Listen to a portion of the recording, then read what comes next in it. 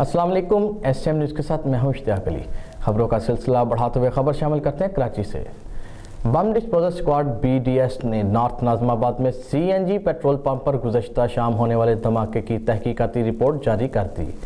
इसी हवाले से मज़ीद तफसीलात जानते हैं ब्यूरो चीफ जुल्फ़कार अली से। जी जुल्फ़कार, बताइएगा क्या तफसीलात है आपके पास?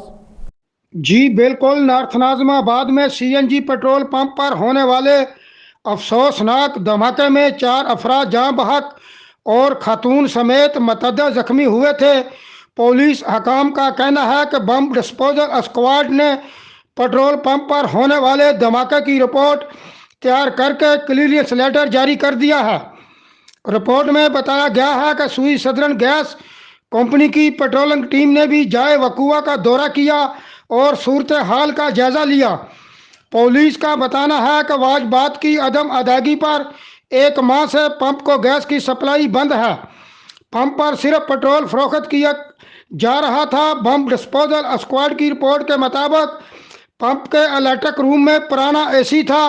कमरा मुकम्मल बंद था और गैस के खराज के लिए कोई खिड़की नहीं थी।